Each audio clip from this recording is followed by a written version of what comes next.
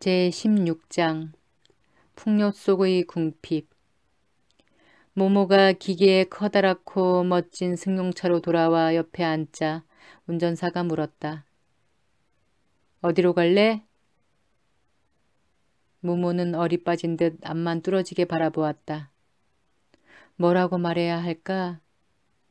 대체 어디로 가려고 했었지? 카시오페이아를 찾아야 해. 하지만 어디서? 언제 어디서 카시오페이아를 잊어버렸을까? 기기와 차를 타고 오는 동안 내내 옆에 없었어. 그건 분명해. 그러니까 기기의 집 앞에서 잃어버린 거야. 퍼뜩 거북의 등에 나타났던 안녕? 난 너를 찾으러 가 하던 말이 생각났다.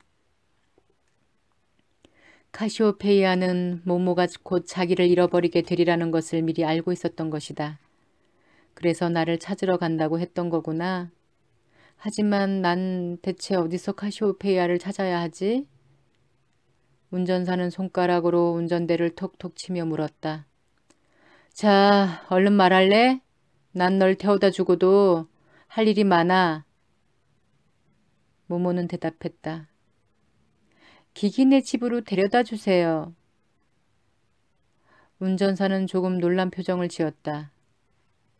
난 너를 네 집으로 데려다 줘야 된다고 생각했는데. 아니면 이제 정말 우리 집에서 살 거니? 아니요. 길에서 뭘 잃어버렸어요. 그걸 찾아야 해요. 운전사는 만족했다. 어차피 그곳으로 가야 했던 거니까. 기기의 빌라에 도착하자 모모는 차에서 내려 당장 곧 주변을 샅샅 찾기 시작했다. 카시오페이아!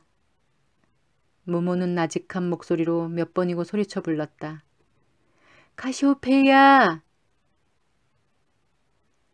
운전사가 차문 밖으로 고개를 내밀고 물었다. 뭘 찾는 거니? 호라 박사님의 거북이요. 이름은 카시오페이아고 언제나 반시간 앞에 일을 알고 있어요. 그러니까 등에 글씨를 쓰는 거예요. 그 거북을 꼭 찾아야 해요. 좀 도와주실래요? 그럼 바보 같은 장난할 시간 없다. 운전사는 투덜대고는 쌩하니 대문 안으로 차를 몰고 들어갔다. 곧 대문이 닫혔다. 모모는 혼자 카시오페이아를 찾았다. 도로를 샅샅이 뒤졌지만 어디에도 보이지 않았다. 어쩌면 원형극장으로 돌아가는 중일지도 몰라. 모모는 이렇게 생각하고 왔던 길을 되짚어 천천히 걸었다. 모퉁이란 모퉁이, 도랑이란 도랑은 모두 샅샅이 살펴보았다. 그리고 몇 번이고 거북의 이름을 불렀다.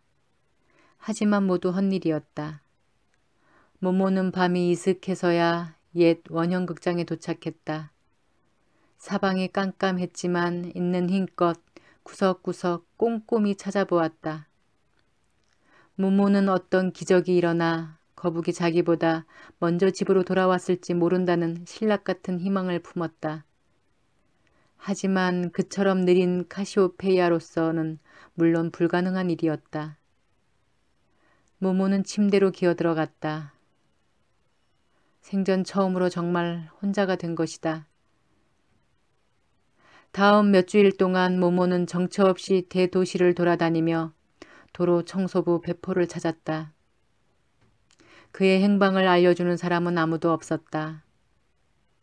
이제 우연히 길에서 맞닥뜨기를 바라는 수밖에 없었다. 하지만 이 거대한 도시에서 두 사람이 우연히 마주칠 가능성은 타고 있던 배가 난파당한 사람이 넓은 바다의 파도 속에 편지가 든 병을 던지며 먼 해안가 어떤 어선의 그물에 그 병이 걸려들기를 바라는 것만큼이나 적었다. 하지만 우리가 아주 가까이에 있는지도 몰라. 모모는 스스로에게 말했다. 누가 알겠는가? 배포가 1시간 전, 아니 1분 전, 아니 방금 전에 있었던 바로 그곳을 자기가 지나는 일이 얼마나 자주 일어날는지, 혹은 반대로 배포가 자기가 지나가고 난 뒤 얼마 되지 않아 이 광장이나 이 거리, 모퉁이에 불쑥 나타나는 일이 얼마나 빈번히 있을지는 누가 알겠는가? 그래서 모모는 종종 한자리에서 몇 시간이나 꼼짝 않고 기다리기도 했다. 하지만 언젠가는 걸음을 옮길 수밖에 없었다. 그래서 간발의 차이로 서로를 놓쳐버리는 일이 다시 일어날 수도 있게 되는 것이었다. 지금 카시오페이아가 옆에 있다면 얼마나 도움이 될까?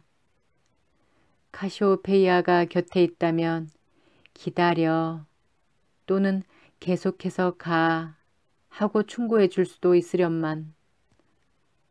모모는 어떻게 해야 할지 도무지 알 수가 없었다. 마냥 기다리고 있으면 그러다가 놓칠까봐 더러 겁이 났다.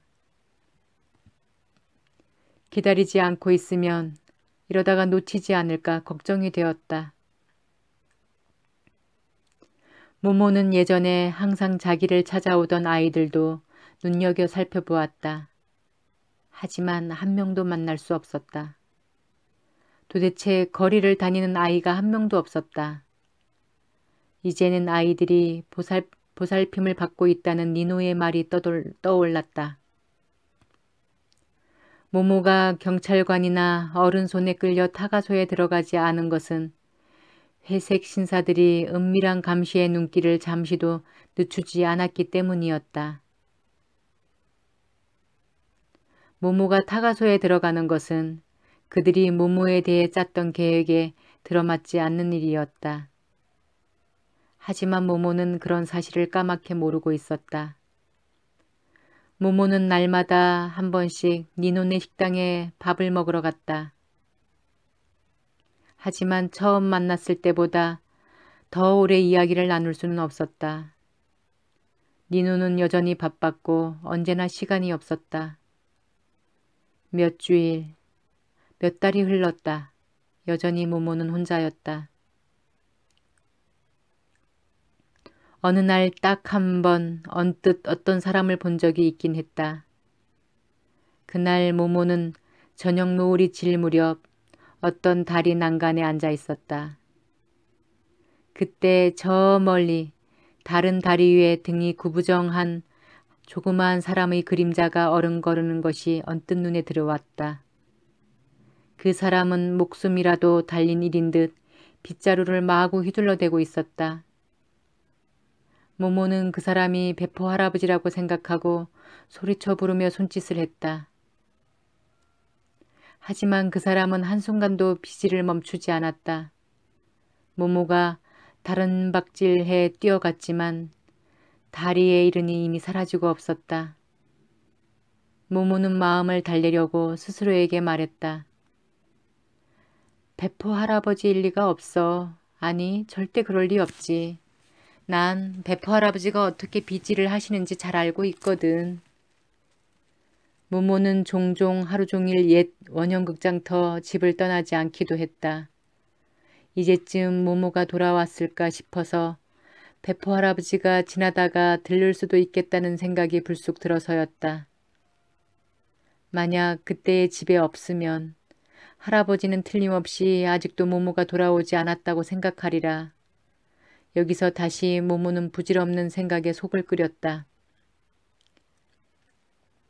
일주일 전, 아니면 바로 어제 그런 일이 있었을 수도 있지 않은가. 그래서 모모는 기다렸다. 물론 기다리는 보람은 없었다. 마침내 모모는 자기 방 벽에 큼지막한 글씨로 이렇게 써놓았다. 나 다시 돌아왔어요. 라고. 하지만 그것을 읽은 사람은 모모 말고는 아무도 없었다. 그러나 그동안 모모가 절대 잊지 않은 것이 있었다. 바로 호라 박사 집에서 겪었던 일과 꽃과 음악에 대한 생생한 기억이었다. 눈을 감고 자신의 내면의 귀를 기울이기만 하면 찬란하게 피어나는 꽃들이 선하게 떠올랐고 갖가지 음성들이 연출하는 음악이 또렷하게 들려왔다. 낱말과 멜로디가 계속해서 새로 형성되고 끊임없이 모습을 바꾸고 있었지만 모모는 첫날과 마찬가지로 모든 낱말들을 따라 말하고 멜로디를 따라 부를 수 있었다. 모모는 이따금 하루 종일 돌계단에 앉아 혼잣말을 중얼거리고 노래를 불렀다. 나무들과 새들과 오래된 돌멩이 외에 모모에게 귀를 기울이는 것은 아무도 없었다. 외로움의 종류에는 여러 가지가 있는 법이다. 모모가 겪는 외로움을 아는 사람도 드물겠지만 모모만큼 사무치게 외로움을 느낀 사람은 더욱 드물 것이다.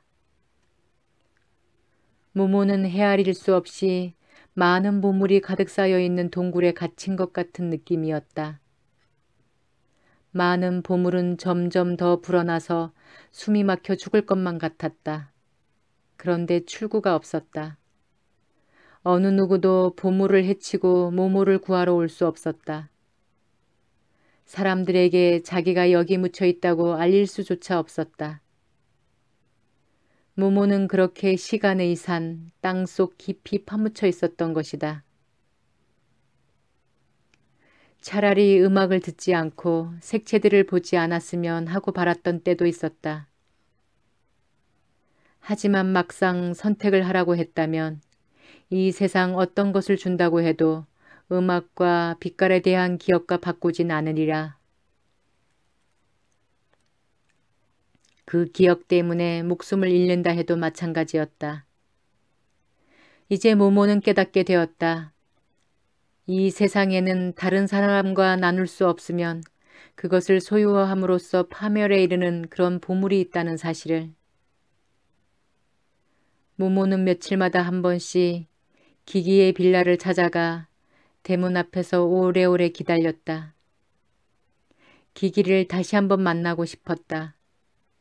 그 사이에 모모는 모든 것을 받아들이기로 마음을 바꾸었다. 기기의 집에서 같이 살고 기기의 말에 귀를 기울이고 기기에게 이야기를 하리라. 예전처럼 되든 그렇지 않든 그것은 중요하지 않았다. 하지만 대문은 다시 열리지 않았다. 그동안 몇 개월이 흘렀을 뿐이었다. 하지만 모모에게는 전에 겪었던 그 어떤 시간보다도 긴 시간이었다. 사실 진정한 시간이란 시계나 달력으로 잴 수 있는 것이 아니니까. 그러한 외로움은 실상 설명이 불가능한 법이다. 아마 이 한마디로 충분히 짐작할 수 있을 것이다. 호라 박사에게 가는 길을 찾을 수만 있었다면. 실제로 모모는 여러 번 그 길을 찾으려고 해보았다. 모모는 이렇게 사정했으리라. 저에게 더 이상 시간을 나누어 주지 마세요. 라고. 또는 이렇게 애원했으리라. 아무데도 없는 집에서 영원히 박사님과 같이 살게 해주세요. 라고. 하지만 카시오페이아가 없는 모모로서는 그 길을 찾을 수 없었다. 카시오페이아는 여전히 행방이 묘연했다. 오래전에 호라 박사에게 돌아갔을지도 모르고 이 세상 어딘가에서 헤매고 있을지도 몰랐다. 어쨌든 카시오페이아는 돌아오지 않았다. 그 대신에 전혀 다른 일이 일어났다. 어느 날 모모는 시내에서 항상 자기를 찾아오던 아이들 셋을 만났다. 파울로와 프랑코, 그리고 언제나 꼬마 동생 데데를 데리고 왔던 소녀 마리아였다. 세 아이는 전혀 딴판이 되어 있었다. 모두 회색 제복 비슷한 것을 입고 있고 이상하게 굳어있는 얼굴에는 생기가 없었다. 모모가 환호성을 지르며 인사를 하는데도 빙그레 웃지조차 않았다. 모모는 숨도 쉬지 않고 말했다. 여태 너희를 찾았어. 너희들 지금 다시 나한테 오지 않을래? 세 아이는 서로 눈길을 주고받더니 고개를 저었다. 하지만 내일은 올 수 있겠지? 응? 아니면 모레? 세 아이는 다시 고개를 저었다. 아, 제발 다시 와줘. 전에는 늘 왔잖니. 모모가 애원하자 마리아가 말했다. 옛날엔 그랬지. 하지만 지금은 모든 게 달라졌어. 우린 이제 쓸데없이 시간을 낭비하면 안 돼. 그런 적은 없었잖아. 그래, 정말 재밌었지. 하지만 그런 게 중요한 게 아니야. 세 아이는 서둘러서 가던 길을 계속해 갔다.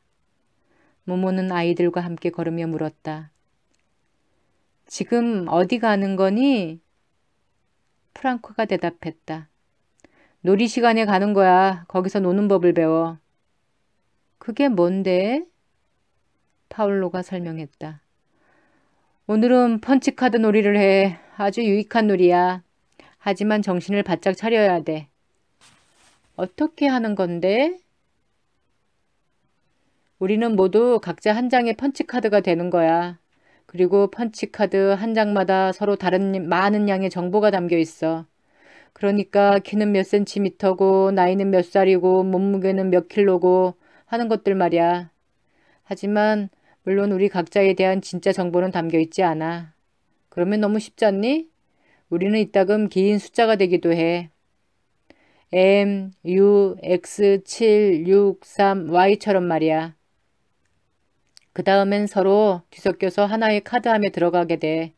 그런 다음에는 우리 가운데 한 사람이 정해진 어떤 카드를 찾아내는 거야. 걔는 계속해서 질문을 해야 해. 그래서 맞지 않는 다른 카드는 모두 버리고 마지막에 한 장만 남게 되는 거야. 그걸 가장 빨리 하는 아이가 이겨. 모모는 미심쩍은 듯 물었다. 그런 놀이가 재밌니?